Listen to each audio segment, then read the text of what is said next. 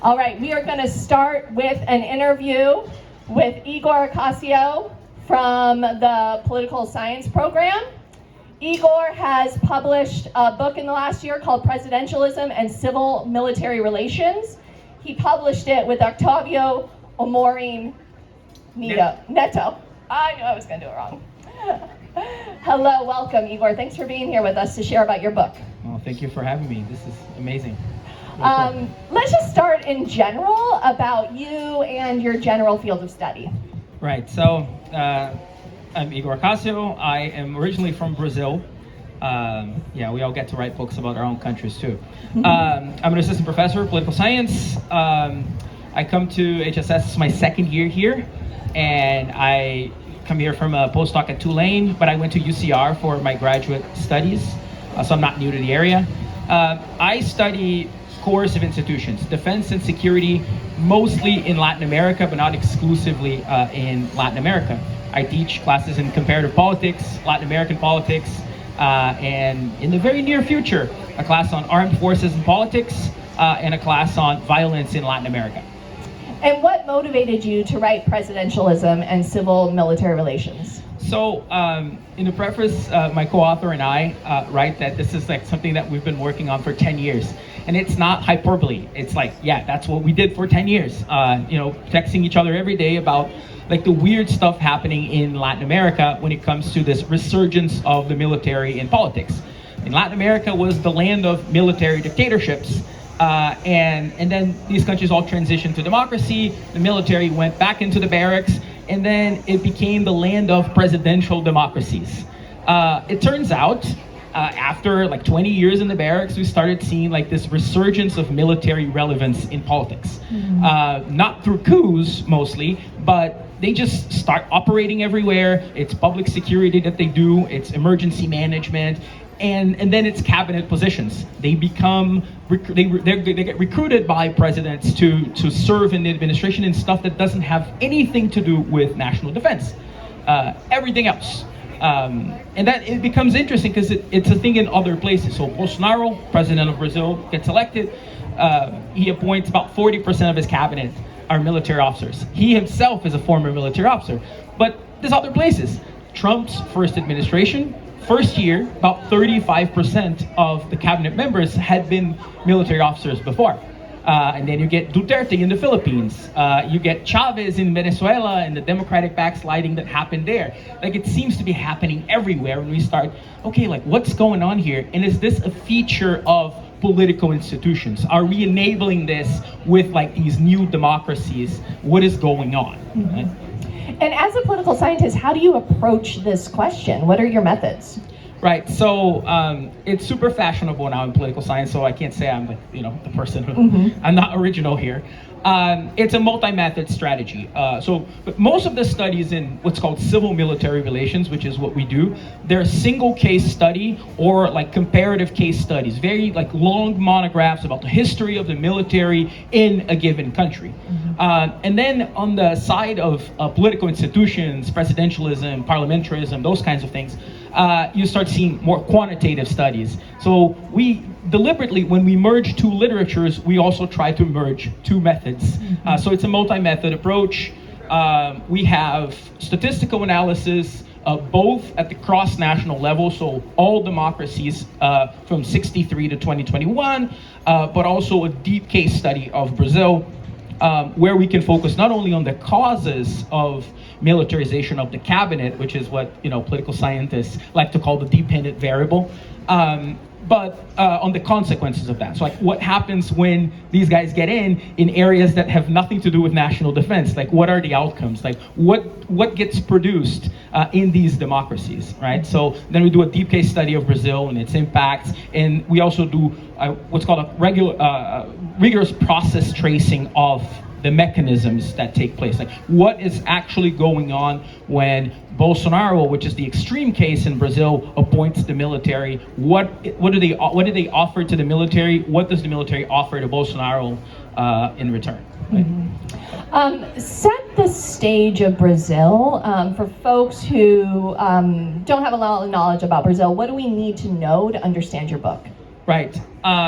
So Brazil is a place with a long history of military involvement in politics.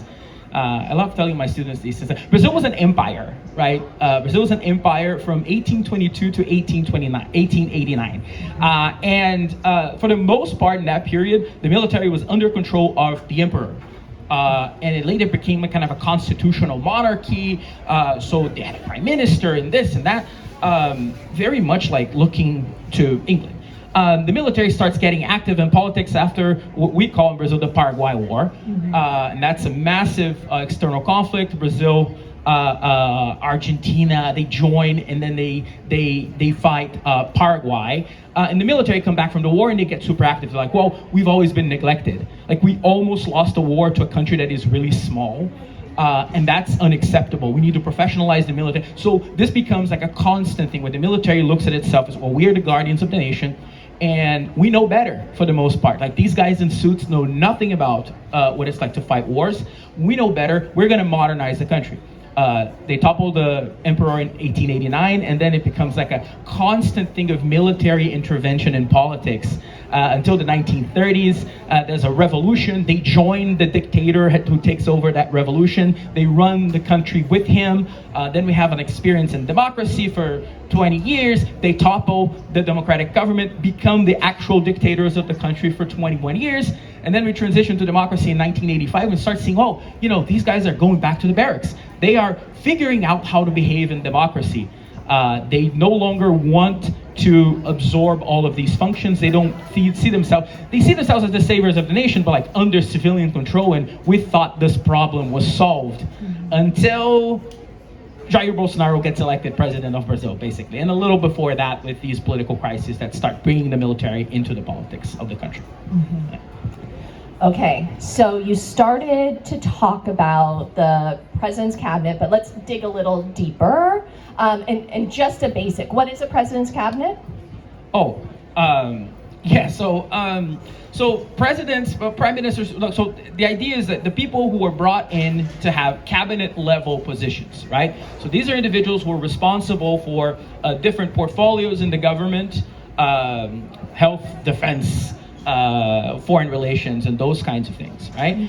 It's conceivable that you would appoint military officers to deal with issues regarding national defense, right? So even in the United States, right, Lloyd Austin III was a 4-star general, retired, and then he was Secretary of Defense. Before him, James Mattis was Secretary of Defense, also a 4-star general. Like, it's national defense, okay, makes sense. These guys are experts in what they do. But it makes no sense in a democracy to have military officers occupy portfolios that don't have anything to do with that. So in Brazil, for example, during COVID, the health minister of Brazil was a 3-star general with no medical background. And it wasn't great, right? There's a big debate in normative democratic theory about this, right? Where it's, in democracies, you shouldn't have the military focusing on things that don't have to do with national defense. It's called the problematique, right? So armed forces, if you are to have armed forces, they need to be strong enough to defend the country, but they can't be too strong and too active that they take over the country, right? So how to equalize that, how to figure that out is the task of democratically elected governments. Right, so how to do that is what we call civilian control over the military. Democratically elected civilians have to establish institutions that regulate the activity of the military and allows them to focus on what they should be focusing on.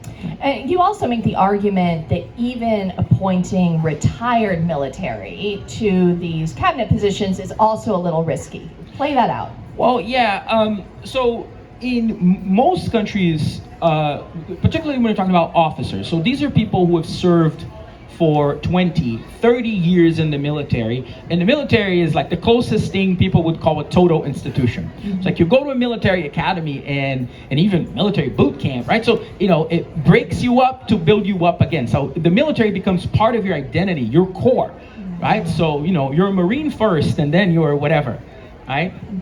And there's reason to believe that you don't shed that when you put on a suit and become Secretary of Defense.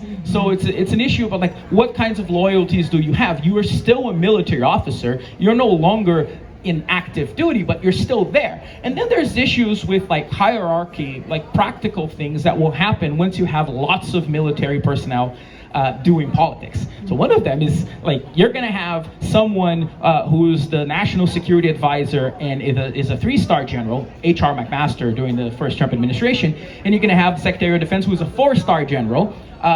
The national security advisor is supposed to give direction. How do they give direction to someone who has 1 star more than they have? And those things play out very, very intensely. You know, the world of democracy and civilian life is the world of controversy. It's the world of transparency. We all hash it out. We all yell at each other, and that's fine. In the military, that is not how it's supposed to go, because the role is to fight wars, and you can't have any quarreling when it comes to defending the nation. Now, democracies run in different ways, and I'm curious, from your perspective, from your research, are there different democracy forms that are more vulnerable to corrosive military influences? Yes. So we find, and that's something that, you know, we had some intuition about this. We find, and it's a big finding, we think it's a big finding of the book, empirically, it's that for all democracies from 63 to 2021, presidential regimes are more likely to have lots of military officers in the cabinet than, say, semi-presidential regimes or parliamentary regimes.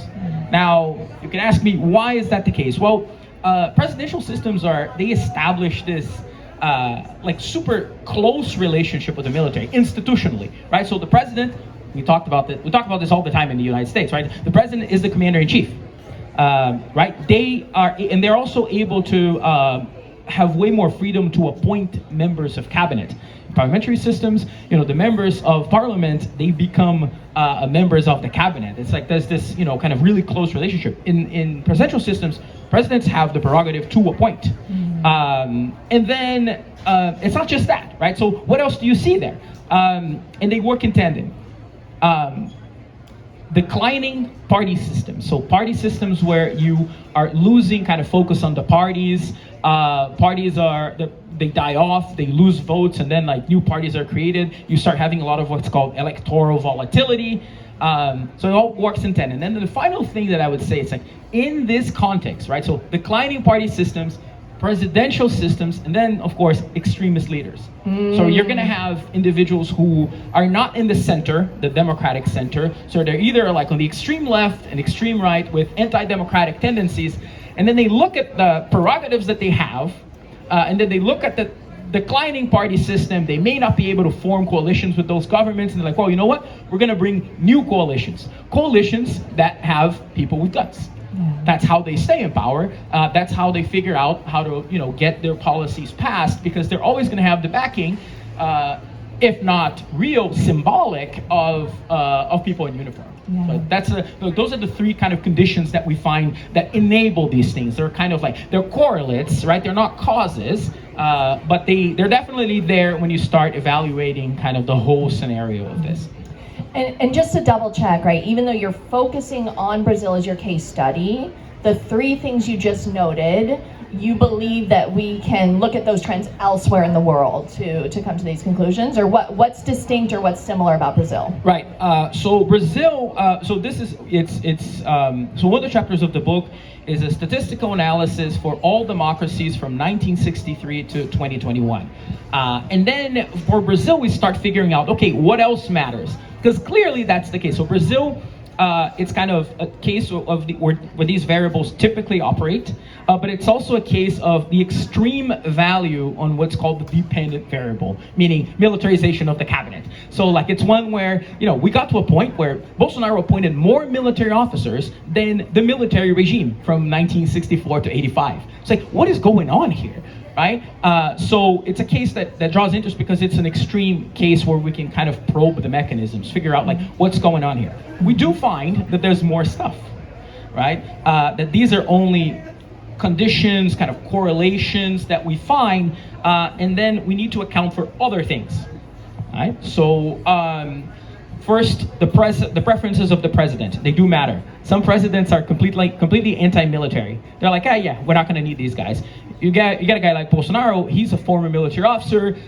He appoints his buddies. He appoints literally people who he bunked in the military academy with, right? They were all together. But also, and that's one of the things that we were interested in, and we want to see if it happens elsewhere. It's, the elites. The political elites of Brazil were really okay with it. The political elites in Brazil, not only the society, but society has very favorable views of the military, but that's true for most places. Most democracies really trust their military, but it's the elites. The elites did not pursue radical reform of the armed forces and let them have kind of this autonomy in case they wanted to do certain things, and they were okay with it. Yeah. Right? What are you seeing in this moment? I'm sure, now that you see these patterns, right? You must be looking at what's going on right now and coming to certain conclusions. Can you share anything?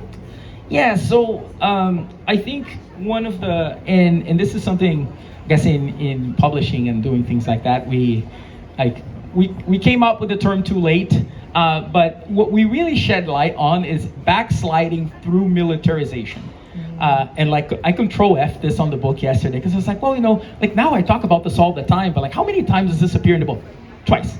But that's what it takes. So we talk about democratic backsliding. We talk about these aspiring authoritarians that undermine the quality and then democracy itself, right? The quality of democracy and the democratic regime itself from within. So not military coups, not none of that stuff that we see in the 60s, the 70s, the 80s, right? And one of the vehicles by which they do this, and it's kind of we need to be thinking about this way more. It's the armed forces, the security forces.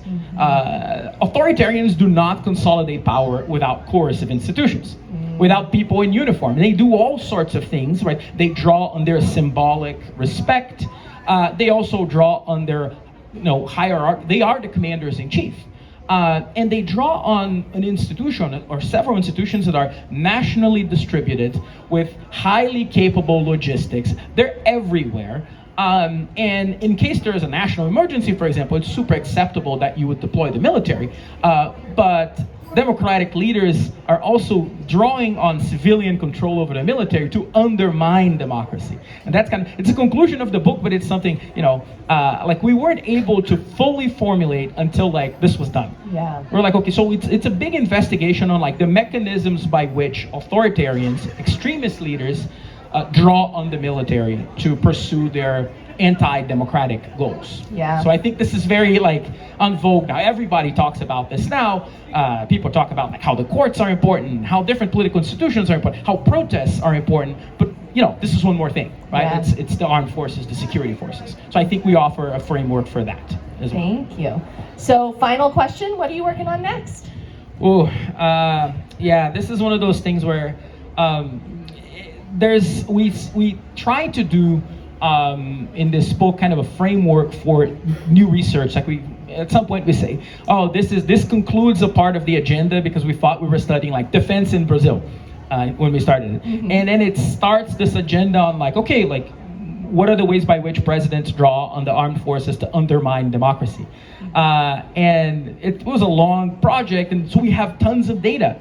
And we have new data too. So a couple of spin-offs that I could say. So we have a paper that covers the period from 1889 to 1945. So kind of a historical paper. It's what are the impacts of military influence when you don't have these mass-based parties, when you don't have fully formed political institutions, the past of Brazil? Well, we find that military influence at that point doesn't quite matter because they weren't established as this political actor that they later become. Right. We also, there's this new data set on cabinet positions that now covers not only active duty military officers, which is what we have for the quantitative analysis, but now it covers everything. And it's one of those things that, do our findings hold when we get better data?